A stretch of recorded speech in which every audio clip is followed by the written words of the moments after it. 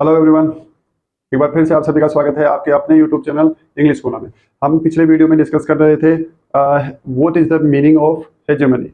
नायकत्व का या नेतृत्व का जो गुण है या जो क्वालिटी है, उसका अर्थ क्या होता है, हेजेमनी का अर्थ क्या होता है, उसकी हमने वहाँ पे डेफिनेशन देखी, परिभाषा देखी। और उसके बाद में हमने देखा कि जो हेजेमनी वर्ड जो है वो 3 सेंसेज में यूज होता है। सिंपल वर्ड्स में ये कहें तो उसके 3 मीनिंग होते हैं और तीनों मीनिंग एक-एक करके हम पढ़ रहे हैं। पहला जो उसका सेंस या मीनिंग था वो हमने देखा, हेजेमनी एज हार्ड पावर। और उसमें जो कि पिछले वीडियो में हम डिस्क्राइब कर चुके हैं, उसके अंदर जो मेन पॉइंट निकल के हमारे सामने आया वो था मिलिट्री पावर। उसी को हार्ड पावर से कंपेयर किया गया था या किया जाता है। तो वो उसके बारे में हम डिस्कस इससे जस्ट पीछे वाले वीडियो में कर चुके हैं। आपने नहीं देखा है तो एक बार जाके देख लीजिए। उसके बाद में आइए सेकंड जो इसका सेंस है उसके ऊपर। और सेकंड सेंस है हेजेमनी एज स्ट्रक्चरल पावर, संरचनात्मक ताकत। किसकी? यूएस हेजेमनी की, अमेरिका या यूनाइटेड स्टेट्स की जो नायकत्व है या जो उसकी लीडरशिप है स्ट्रक्चरल पावर को लेकर। अब स्ट्रक्चरल पावर किस बारे में है? वो है वर्ल्ड इकोनॉमी को लेके। वर्ल्ड इकोनॉमी में उसको बनाने में और सस्टेन करने में यूएस की इंपॉर्टेंट भूमिका है, इंपॉर्टेंट रोल है उसका। तो किस तरीके से अपना इन्फ्लुएंस जो है बाय इकोनॉमिक वे बनाए हुए हैं अराउंड द वर्ल्ड, उसी के बारे में ये जो इसका सेकंड सेंस है वो है। देखते हैं किस तरह से एक्सप्लेन किया गया है इसको। The second meaning of hegemony of it's trace to a basic perception of the world economy. ये जो इसका दूसरा अर्थ है हेजेमनी का, वो हमें ये बताता है कि जो वर्ल्ड इकोनॉमी या विश्व की अर्थव्यवस्था है उसके बारे में एक आधारभूत अवधारणा या धारणा क्या है, क्या मानना है, परसेप्शन क्या है, उसके बारे में सोच क्या है विश्व अर्थव्यवस्था के बारे में। तो ये इस हेजेमनी का सेकंड मीनिंग हमें बताता है। It is based on the notion that N open and competitive world economy needs a dominant power. ये आधारित है, मतलब जो स्ट्रक्चरल पावर की हेजेमनी है वो बेस्ड है किस पे? उस नियम या उस धारणा पे कि एक खुला और प्रतिस्पर्धात्मक संसार, वैश्विक वर्ल्ड इकोनॉमी मतलब वैश्विक अर्थव्यवस्था के लिए आवश्यकता है एक दबदबा या डोमिनेंट पावर की, दबदबे वाली शक्ति की या एक ताकतवर शक्ति की, टू स्टेबलाइज, स्थिर करने के लिए, इट्स क्रिएशन, इसके निर्माण, और एग्जिस्टेंस, इसके अस्तित्व के। जैसे कोई नया देश अभी अभी बना है और उसकी इकोनॉमी को स्टेबलाइज भी करना है, एक तरह से उसकी तो न्यू स्टार्टिंग है, तो उसकी इकोनॉमी को ग्रो भी करना है, स्टेबलाइज भी रखना है। तो इस काम को करने के लिए यूएस जो है वो एक इम्पोर्टेंट पार्ट प्ले करता है वर्ल्ड इकोनॉमी के अंदर। और वो जो उसकी प्रोसेस है वो ही कहलाती है हेजेमनी एज स्ट्रक्चरल पावर, क्योंकि वो एक नई संरचना का निर्माण करता है जिससे कि वर्ल्ड इकोनॉमी के अंदर उसका पार्टिसिपेशन हो जाता है।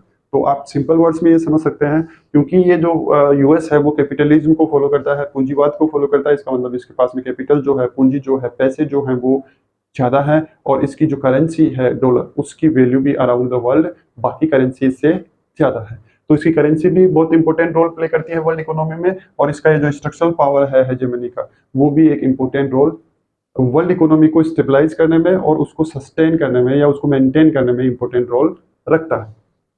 अब हेजेमनी किसकी हो सकती है? नायक तो किसका हो सकता है? उस हेजेमन का या उस नायक का हो सकता है मस्ट हैव द एबिलिटी, जिसके अंदर क्षमताएं हो, एंड डिजायर, और इच्छा हो, to lay down norms for creating and sustaining the structure of global economy, जो कि वैश्विक अर्थव्यवस्था की संरचना को बनाए भी रखे और निर्मित भी करे, उसके लिए सभी मापदंडों को पूरा करे। नॉर्म्स यानी मापदंड, मतलब जो भी रूल्स बनाए गए हैं वर्ल्ड इकोनॉमी के लिए या ग्लोबल इकोनॉमी के लिए, उस इकोनॉमी को सस्टेन रखने के लिए और क्रिएट करने के लिए, उन सभी मापदंडों को पूरा करने वाला जो एबिलिटी और डिजायर है वो उस हेजेमन में या उस नायक में या उस लीडर में होनी चाहिए। और वो सारी जो शर्तें या कंडीशंस हैं वो यूएस जो है वो फुलफिल करता है। तो इसकी जो हेजेमनी है स्ट्रक्चरल पावर के रूप में वो चलती है। इसको आप ऐसे समझ सकते हैं कि हार्ड पावर, कोई भी देश दूसरे देश को अपने सामने 3 तरीकों से झुका सकता है। पहला है on the basis of military power, जिसको अपन hegemony as hard power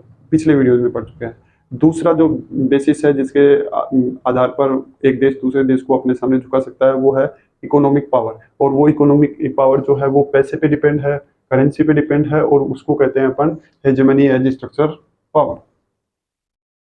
in second sense दूसरा इसका जो अपन मीनिंग सोच सकते हैं, hegemony relates to the role, hegemony उस भूमिका का वर्णन करती है या उससे संबंधित है या जुड़ी हुई है, which US plays in providing global public goods, जो कि यूएस के द्वारा वैश्विक सार्वजनिक वस्तुओं को उपलब्ध कराने में निभाई जाती है।